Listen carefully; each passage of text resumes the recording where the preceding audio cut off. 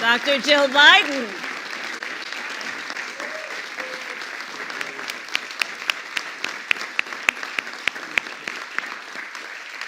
Please have a seat. Please have a seat. First Lady, Dr. Jill Biden, President Joe Biden.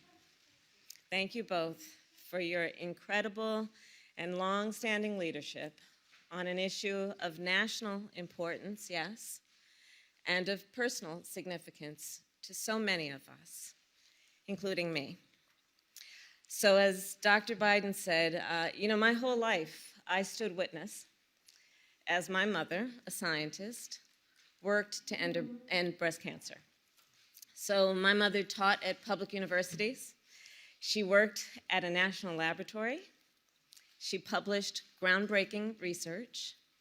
She was a peer reviewer at the National Institutes of Health, NIH, and collaborated with scientists around the world, including in France, Italy, and Canada.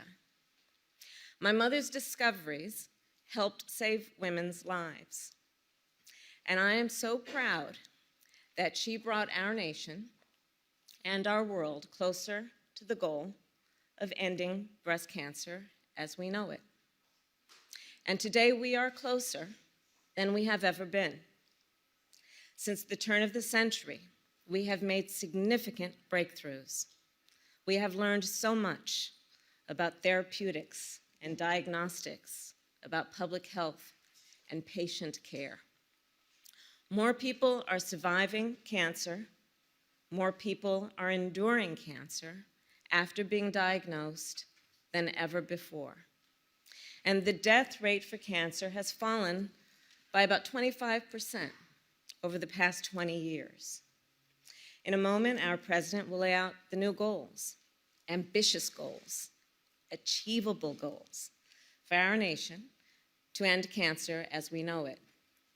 These goals are not abstract, and they will transform lives.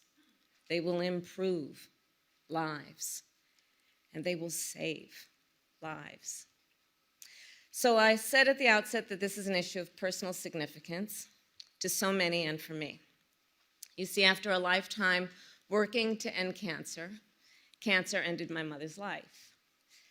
I will never forget the day that she sat my sister and me down and told us she had been diagnosed with colon cancer. It was one of the worst days of my life.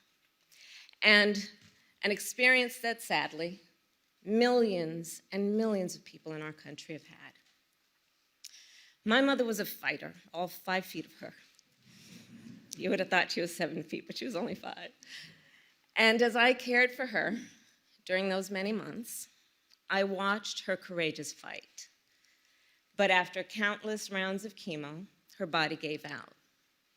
She was transferred from the hospital to hospice. And in fact, one of the last questions she asked the hospice nurse was, "Are my daughters going to be okay?" I miss my mother every day, and I carry her memory with me wherever I go. When President Biden launched his cancer moonshot 5 years ago, I of course thought of my mother. We may not have ended cancer as we know it, not then, but there is still so much work to do, and we are so much closer. The President's Cancer Moonshot demonstrates who he, our president, is. Because as you all know, out of his personal pain, he launched an initiative, this initiative, that will help countless lives, the lives of people he may never meet. This initiative also demonstrates who we are as a nation. In America, we not only dream, we do.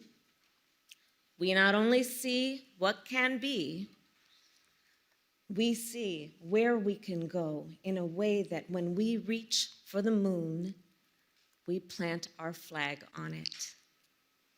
So it is now my honor to introduce another leader who for many years has worked tirelessly in the lab and the clinic in that spirit. From Emory University School of Medicine, Dr. Ajay Andam. Thank you.